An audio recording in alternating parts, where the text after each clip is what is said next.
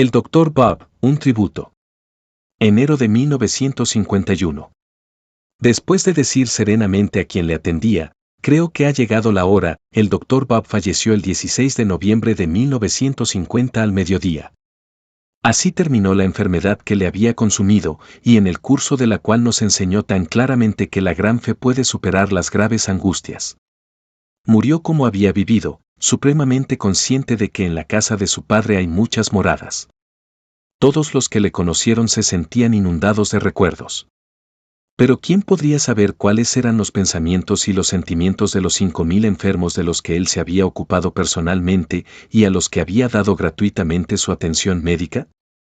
¿Quién podría recoger las reflexiones de sus conciudadanos que le habían visto hundirse hasta casi perderse en el olvido para luego alcanzar un renombre mundial anónimo? ¿Quién podría expresar la gratitud de las decenas de millares de familias de AA que habían oído hablar tanto de él sin haberlo conocido cara a cara? ¿Cuáles eran las emociones de la gente más cercana a él mientras reflexionaban agradecidamente sobre el misterio de su regeneración hace 15 años y de sus vastas consecuencias? No se podría comprender ni la más mínima parte de esa gran bendición. Solo se podría decir, qué gran milagro ha obrado Dios. El Dr. Bob nunca habría querido que nadie le considerara un santo o un superhombre. Tampoco habría deseado que le alabáramos o que lloráramos su muerte. Casi se le puede oír decir, me parece que se están pasando. No me deben tomar tan en serio. Yo solo era uno de los primeros eslabones de esa cadena de circunstancias providenciales que se llama AA.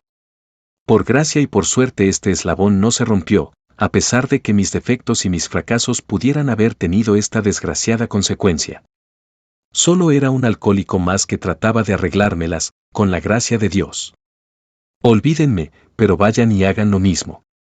Añadan sólidamente su propio eslabón a nuestra cadena. Con la ayuda de Dios, forjen una cadena fuerte y segura. Así es como el Dr. Bob se valoraría a sí mismo y nos aconsejaría. Era un sábado del mes de mayo de 1935. Me encontraba en Akron por un desafortunado asunto de negocios que enseguida fracasó, dejándome en un estado de precaria sobriedad. Aquella tarde, la pasé dando vueltas de un lado a otro del hall del Hotel Mayflower de Akron. Al contemplar el grupo que se iba congregando en el bar, me empezó a invadir un miedo cerval de sufrir una recaída. Era la primera tentación grave que había tenido desde que mi amigo de Nueva York me había expuesto, en noviembre de 1934, lo que llegarían a ser los principios básicos de AA. Durante los 6 meses siguientes, me había sentido totalmente seguro de mi sobriedad. Pero ahora no había seguridad, me sentía solo, desesperado. Durante los meses anteriores había estado trabajando asiduamente con otros alcohólicos. O, mejor dicho, les había sermoneado con un tono bastante arrogante.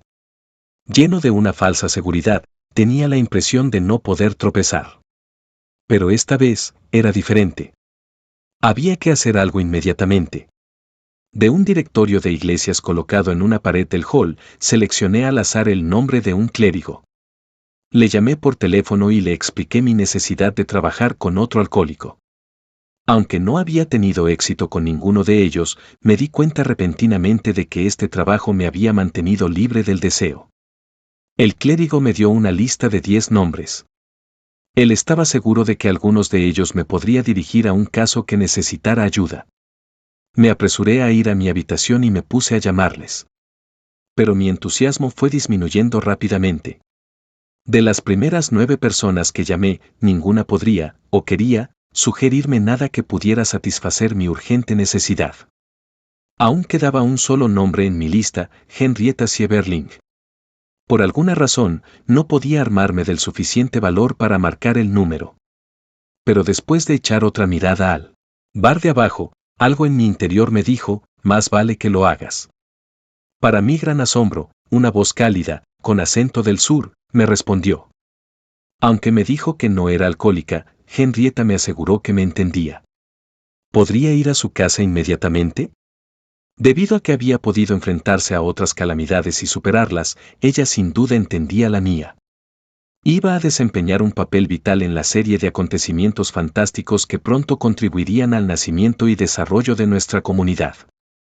De todos los nombres que el servicial pastor me había dado, ella era la única que se había interesado lo suficiente.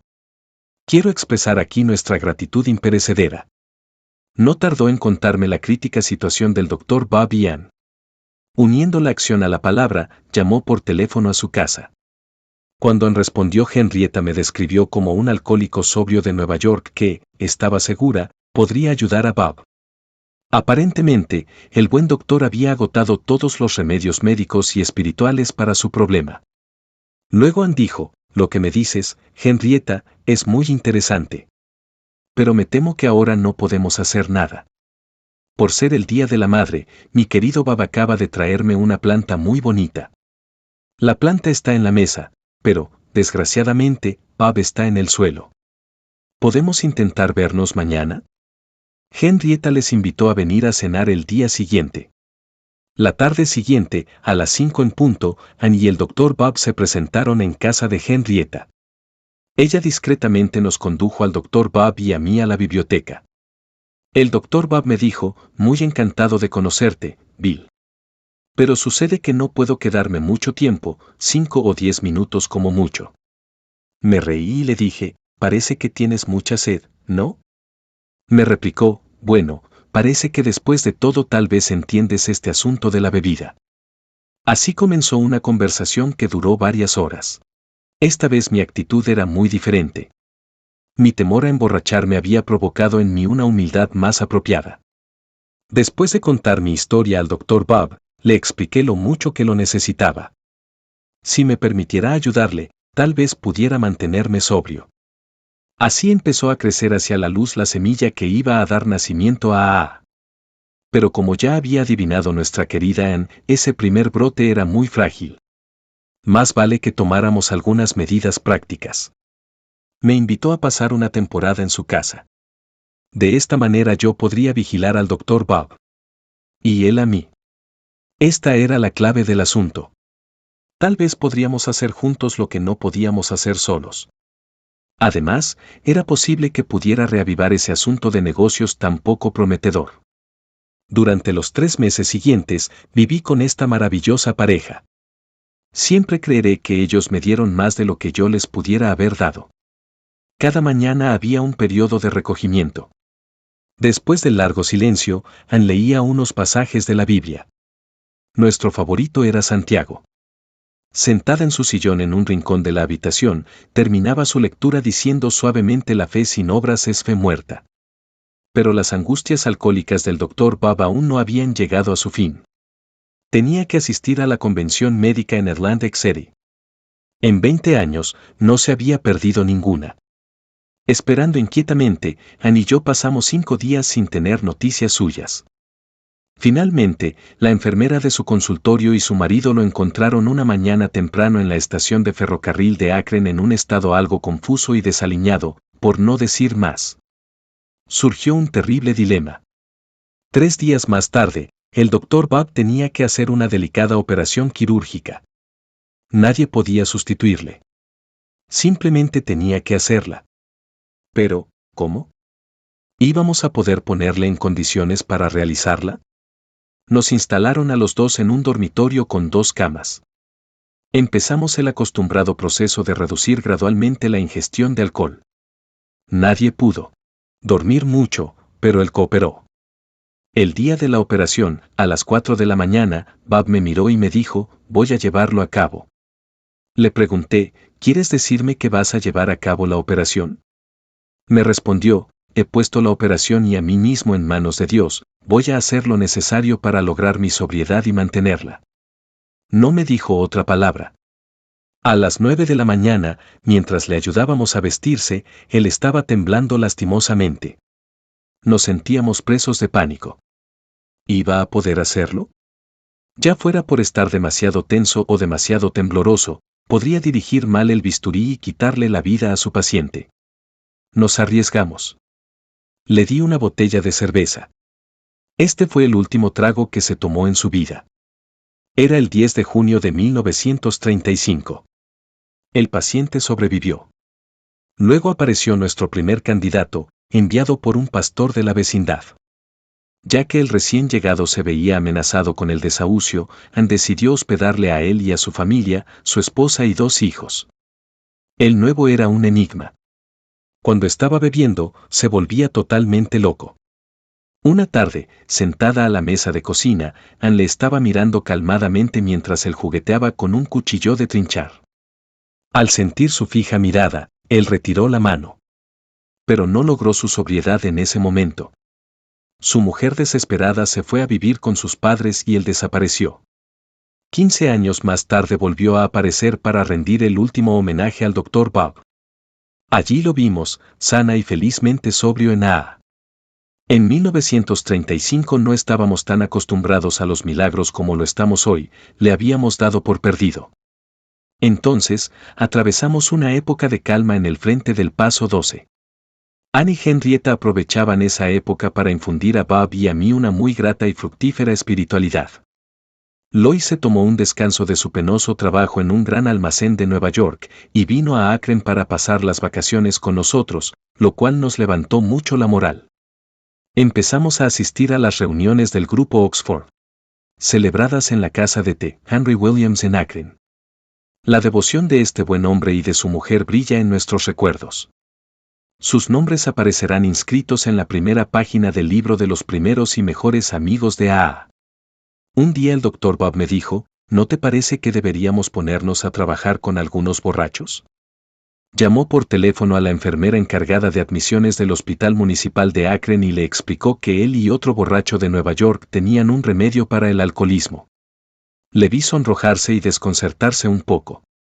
La enfermera le había comentado, bueno, doctor, más vale que se sometiera usted a ese tratamiento. No obstante, la enfermera nos propuso un cliente. Nos dijo que era un tipo difícil. Se trataba de un eminente abogado de Akron que había perdido casi todo. En los últimos 4 meses se había encontrado 6 veces en el hospital. Había llegado en ese mismo momento, acababa de atropellar a una enfermera que él había tomado por un elefante rosado. ¿Le servirá este?, nos preguntó. El Dr. Bob le dijo, instálelo en una habitación privada. Cuando se mejore, le visitaremos. Al poco rato el Dr. Bob y yo nos encontrábamos contemplando un cuadro que, desde entonces, decenas de miles de nosotros hemos vuelto a contemplar, el de un hombre sentado en la cama que no se da cuenta todavía de que se puede recuperar. Al hombre en la cama le explicamos la naturaleza de su enfermedad y le contamos nuestras propias historias de bebedores y de recuperación. Pero el enfermo, negando con la cabeza, nos dijo, parece que lo han pasado muy mal, muchachos. Pero nunca se han encontrado tan mal como yo estoy en este momento. Ya es muy tarde para mí. No me atrevo a salir de aquí.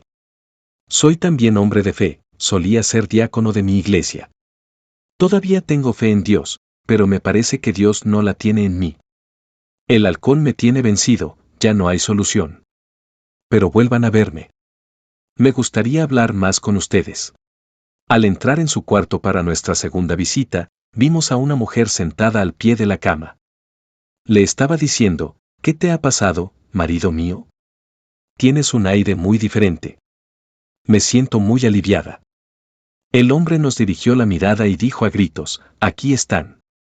Ellos lo comprenden.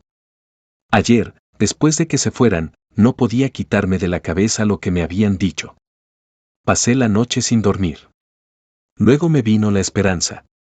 Si ellos lograron encontrar su liberación, tal vez yo también podría hacerlo. Llegué a estar dispuesto a ser sincero conmigo mismo, a reparar los daños que había causado y a ayudar a otros alcohólicos.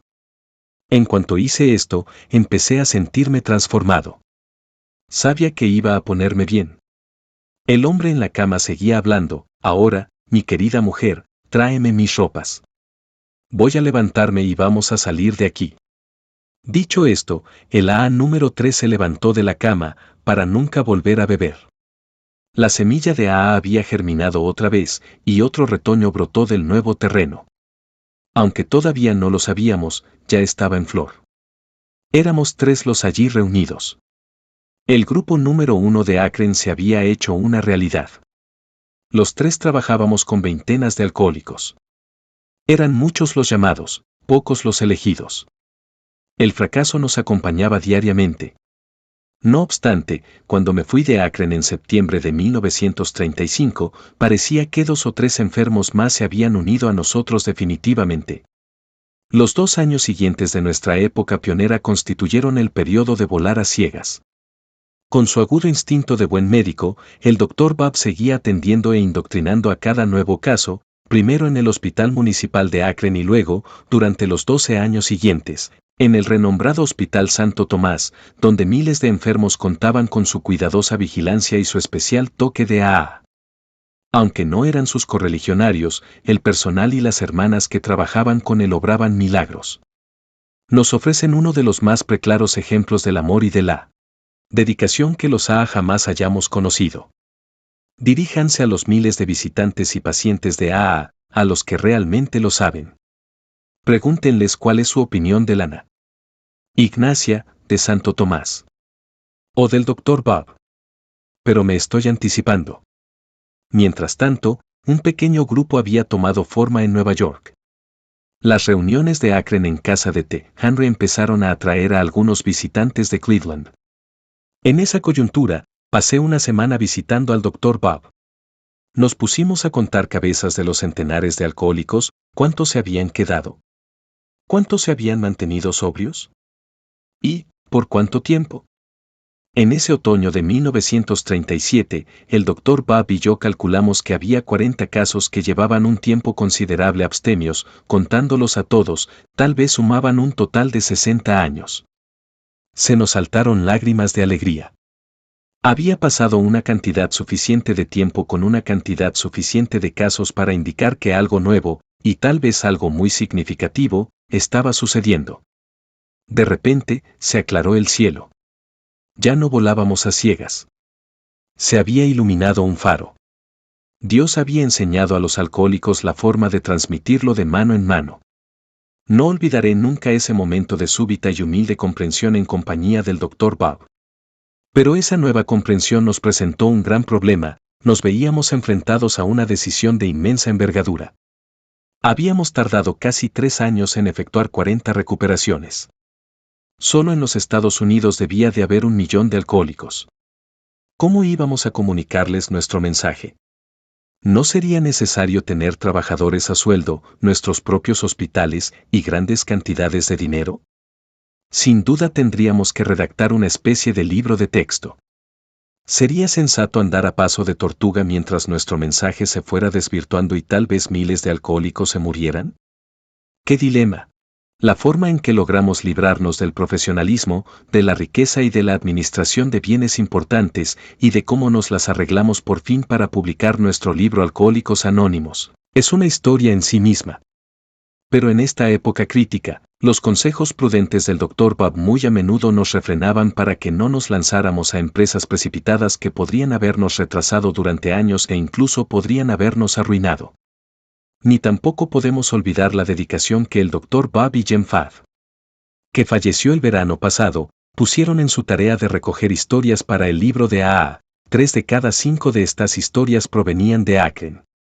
La entereza y la sabiduría del Dr. Bob fueron factores de importancia primordial en aquella época de graves dudas y de graves decisiones. Cuánto nos regocijamos de que Anne y el Dr. Bob vivieran el tiempo suficiente para ver llegar a todas partes de la tierra aquella luz que se encendió en Akron, de que se dieran cuenta de que algún día millones de personas podrían pasar por debajo de ese arco cada vez más amplio cuya piedra clave ellos habían contribuido a esculpir. No obstante, estoy seguro de que ellos, por ser tan humildes, nunca se formaron una idea clara de la magnitud del legado que nos dejaron, ni de lo bien que cumplían con su tarea. Hicieron todo lo que tenían que hacer. El Dr. Bob incluso tuvo la oportunidad de ver a la comunidad llegar a su mayoría de edad cuando, por última vez, nos dirigió la palabra a 7,000 de nosotros reunidos en Cleveland. Vi al Dr. Bob el domingo anterior al día de su muerte. Hacía escasamente un mes, me había ayudado a formular una propuesta para la Conferencia de Servicios Generales de Alcohólicos Anónimos, el tercer legado de AA. Este legado, en forma de folleto, estaba en la imprenta cuando él se despidió de nosotros por última vez el jueves siguiente. Por representar su último gesto y deseo para los AA, este documento habrá de tener para todos nosotros una Y especial significación. No he tenido una relación parecida con ningún otro ser humano. La cosa más bella que yo pueda decir es que durante todos los años a veces difíciles de nuestra asociación, él y yo nunca tuvimos una penosa diferencia de opinión. Su espíritu fraternal y su capacidad para el amor estaban fuera de mi alcance. Para terminar, permítanme que les ofrezca un último ejemplo conmovedor de su sencillez y humildad. Por muy extraño que parezca, es una historia